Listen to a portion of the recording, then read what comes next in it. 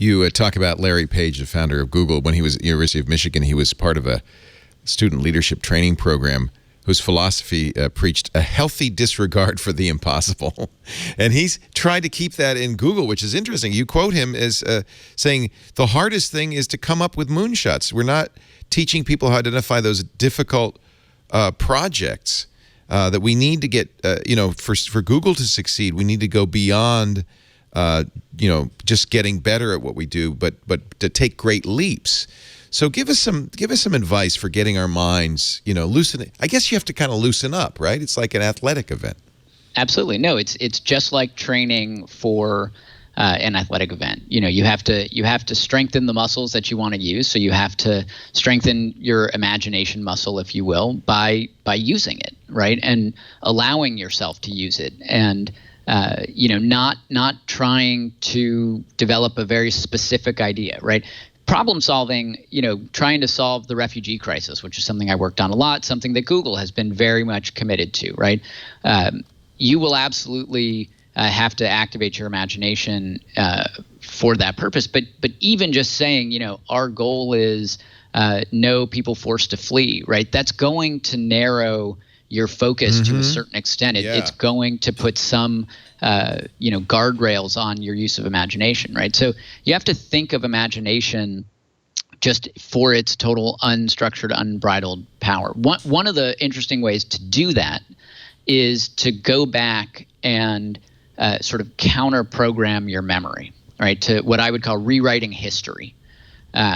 So we all know the story of how World War I started with the assassination of the Archduke, right? And we all know how all sorts of things emerged from that moment, and not just the war, but the development of weapons and the development of economies and the reshaping of nation states, and et cetera, right? History is built on top of history, right? Well, go back and rewrite it, right? Imagine what would happen if the Archduke had not been assassinated, right? What would have been the challenges that we faced individually and collectively at those times?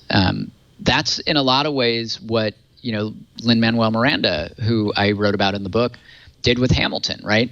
What if you took the story of Alexander Hamilton and you made it a story about immigrants and overcoming adversity and celebrating diversity, right? None of which were true at the time of Alexander Hamilton, right? How does that change everybody's perception of history in the past, and obviously our view of the world today? It changes it dramatically. So, you can rewrite history, and by going through this sort of systematic set of changes, and considering all the different crazy possible outcomes, you'll unlock that imagination, right? But that is an easier sort of path for people to take often than just kind of going into the forest and waiting to see what happens, right? You can sort of urge yourself through it by just rewriting history. Yeah, it's a little easier having a starting point, because just if you just say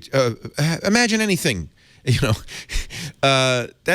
that's a little harder for people. But if you start with and I think history is a really good example, because there's an example of something where we are taught that it was this way, and you really kind of come to the conclusion this is what happened, when in fact it's completely made up.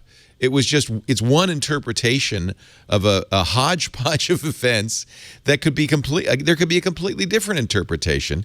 And Lin Manuel Miranda's interpretation of the revolutionary founding fathers is great, true or not, because it stimulates your thinking about, how did it have to be the way that we're taught? Was it the myth that we're taught, or could it have been something different? Well, and not just there, but remember the story, right? So he read Ron Chernow's book. Right. So Ron had shaped the story in a certain way, and when Lin Manuel Miranda read it, he saw something, heard something completely different. Right? Everybody, including Ron Chernow, said the idea of creating a hip hop musical about Alexander Hamilton was, crazy, ridiculous. Don't do it, right? But he just, Lin Manuel Miranda said, forget him. That. Like, yeah. I have it in my head. I'm going to push it out. I'm going to figure it out and go and go and go. And so now, not only did he produce something that was born of this extraordinary imagination, right? And continues to evolve every night. There are tweaks to the show, and there are things that they do, but there's a whole generation of people, right, who didn't understand that musicals didn't have to be just Andrew Lloyd Webber type creations, right? They didn't realize that you could have a cast that was all people who had never starred in Broadway shows before or whatever, right? Every single norm that we have become accustomed to in and around Broadway and things like that was challenged by that one show. And so the use of the imagination that Lin Manuel Miranda put into play, right, we won't even realize all the effects of that for a long, long, long time. And that's really, I would say, kind of one of the big core arguments of the book is, imagination is great and it's a lot of fun. And yes, a lot of the ideas that people conceive of, will die on the vine, or we can't even begin to figure out where to start to pursue that idea, right? But the problem with the imagination gap is not so much today. It's 20 years and 30 years and 50 years from now. And, so we haven't made big leaps. We haven't committed to big leaps really in decades, right? President Kennedy wanted us to go to the moon, and, we've seen 30, 40 years of, space travel. Now we barely fund NASA, right? Now we're trying to see if the private spacecraft people can, do it for a reasonable price, not what is out there in the farthest reaches of the universe. The new planets we discovered, that research has been feeding in through satellites for decades, right? When was the last time we launched something with the sole purpose of just exploring and just, imagining what could possibly be out there? We're so obsessed with innovation and execution, and I hate to think what the world's going to be like in 30 years, if we haven't really pushed the boundaries of imagination, in any significant way.